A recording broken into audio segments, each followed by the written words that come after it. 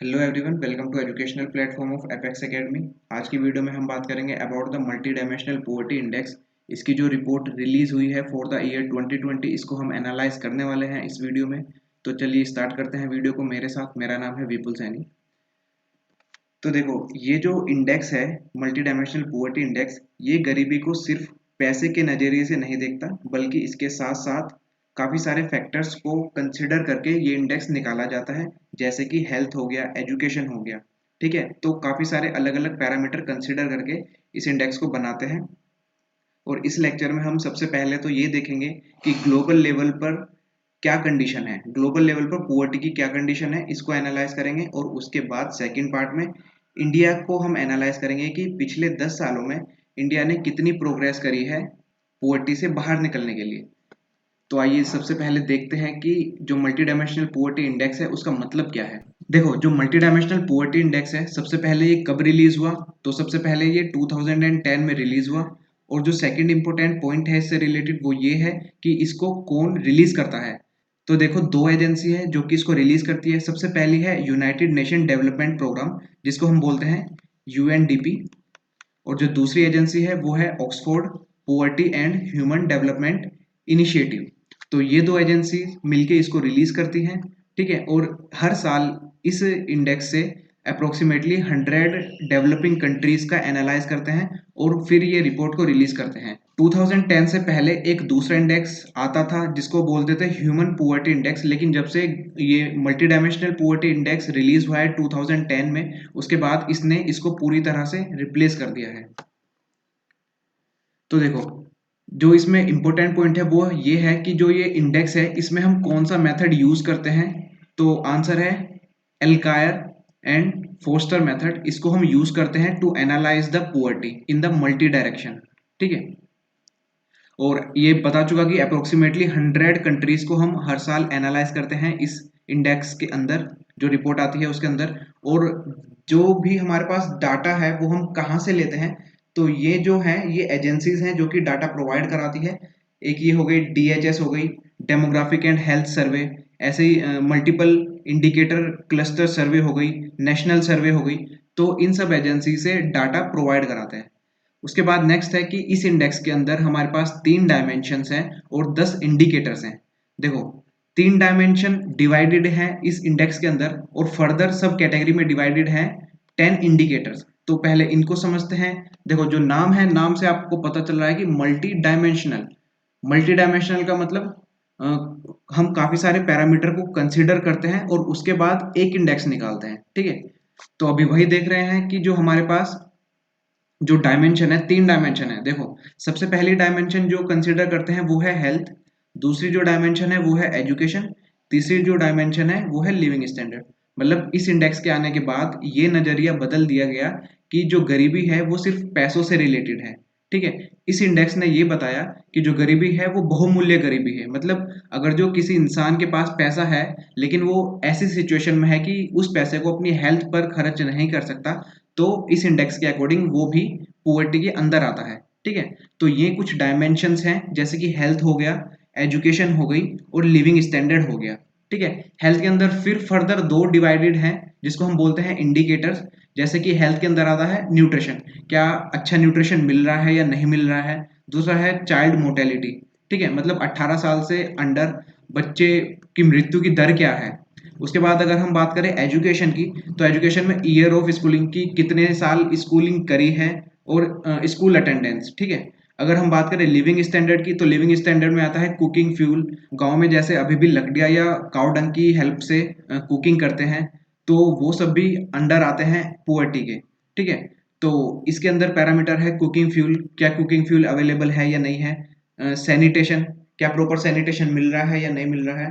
Water, मतलब क्या पीने के लिए वाटर अवेलेबल, इजीली अवेलेबल है या नहीं है। इलेक्ट्रिसिटी अवेलेबल है या नहीं है। फ्लोर और एसिड, ठीक है। तो ये सब 10 इंडिकेटर्स हैं जिनकी हेल्प से हम ये निकालते हैं कि कोई भी इंसान क्या पुअर्टी इंडेक्स के अंडर आता है या नहीं आता है। तो देखो, इन सब के बारे में मैं बता चुका कि हमारे पास 3 डायमेंशन है, हेल्थ हो गया, एजुकेशन हो गया और स्टैंडर्ड ऑफ लिविंग हो गया। हेल्थ के अंदर न्यूट्रिशन आता है, चाइल्ड मोर्टेलिटी आता है। एजुकेशन के अंदर ये हो गया और स्टैंडर्ड ऑफ लिविंग के अंदर आ गया कुकिंग फ्यूल आ गया। सैनिटाइजेशन आ गया और ड्रिंकिंग वाटर आ गया, ठीक है। तो ये सब आता है स्टैंडर्ड ऑफ लिविंग के अंडर। तो इन सब का जो वेटेज होता है इस इंडेक्स को कैलकुलेट करने में, वो सबका इक्वल वेटेज होता है। अगर हम बात करें हेल्थ की, तो हेल्थ में देखो दो पार्ट में डिवाइडेड हो गया, न्यूट्रिशन और चाइल्ड मोर्टेलिटी। तो इसमें जो वेटेज है दोनों का इक्वल है, 1/6 1/6। अगर बात करें एजुकेशन की तो इसमें भी 1/6 1/6। और हम बात करें स्टैंडर्ड ऑफ लिविंग की तो इसमें भी इक्वल वेटेज है, 1/18 1/18, सबका 1/18, ठीक है। तो इस साल जो रिलीज हुआ है मल्टी डायमेंशनल पुअर्टी इंडेक्स, उसके बारे में बात करते हैं। देखो इस साल 10 ईयर इसको कंप्लीट हो चुके जब से ये स्टार्टिंग में रिलीज हुआ था।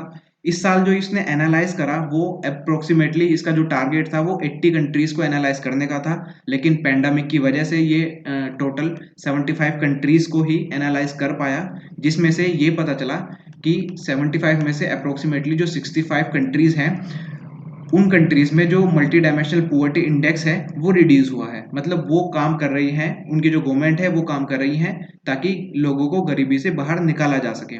देखो अपने पास सस्टेनेबल डेवलपमेंट गोल है, तो जो सस्टेनेबल डेवलपमेंट का जो पहला गोल है वो ये है कि 2030 तक जो पूरा वर्ल्ड है, पूरे वर्ल्ड को पुअर्टी फ्री बनाना है। तो 2020 में ये जो रिपोर्ट रिलीज हुई है इसकी की फाइंडिंग्स के बारे में बात कर लेते हैं।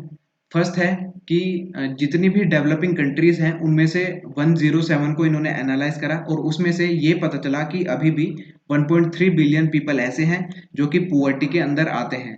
1.3 बिलियन अप्रोक्सीमेटली 22% है टोटल पॉपुलेशन के। तो 22% पॉपुलेशन अभी भी मल्टी डायमेंशनल पुअर्टी के अंदर आती है, और जिसमें से जो मेजर फैक्टर है जो कि देखने को मिला है वो ये है कि जो चिल्ड्रंस है, चिल्ड्रंस में इसका जो रेट है वो डबल है अगर हम कंपेयर करें एडल्ट से, ठीक है। मतलब हर 3 में से एक बच्चा मल्टी डायमेंशनली पुअर है, और हर 6 में से एक इंसान मल्टी डायमेंशनली पुअर है।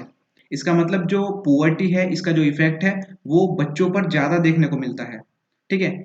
और जो तीसरा की पॉइंट है वो ये है कि अप्रोक्सीमेटली 84.3% जो पॉपुलेशन है इसके अंडर, मतलब जो मल्टी डायमेंशनल पुअर्टी के अंदर जो पॉपुलेशन है उसमें से अप्रोक्सीमेटली 85% जो है वो किस एरिया में रहती है, वो या तो सब अफ्रीकन एरिया में रहती है और या साउथ एशिया में रहती है। तो इंडिया कहाँ पे आता है? इंडिया साउथ एशिया रीजन में आता है, ठीक है। हम बात करें अगर जो रिलेटिव पुअर्टी रिडक्शन है, कुछ कंट्रीज ऐसी हैं जिन्होंने इसमें बहुत अच्छी प्रोग्रेस दर्ज की है, जैसे कि इसमें चाइना हो गया, उसके बाद अर्मेनिया हो गया, कजाकिस्तान हो गया, इंडोनेशिया हो गया। तो ये सब वो कंट्री हैं जो कि बहुत तेजी से अपनी कंट्री में जो पुअर्टी है उसको रिड्यूस कर रही है। अगर हम बात करें रिलेटिव पुअर्टी रिडक्शन के बारे में, अगर हम बात करें एब्सोल्यूट टर्म्स में, तो एब्सोल्यूट टर्म्स में कुछ कंट्रीज ऐसी हैं जो कि बहुत अच्छा प्रोग्रेस कर रही हैं पुअर्टी को रिड्यूस करने में, जैसे कि सीरिया हो गई, या मैरूटेनिया हो गई, या तैमूर हो गई। तो ये सब कंट्री है जो कि टॉप पोजीशन होल्ड करती हैं पुअर्टी रिडक्शन में। थर्ड पॉइंट है कि 4 कंट्रीज ऐसी हैं जिसने अपने जो मल्टी डायमेंशनल पुअर्टी इंडेक्स है उसको हाफ कर दिया है, मतलब जो पुअर्टी का रिडक्शन रेट है वो बहुत तेज है इन कंट्रीज में।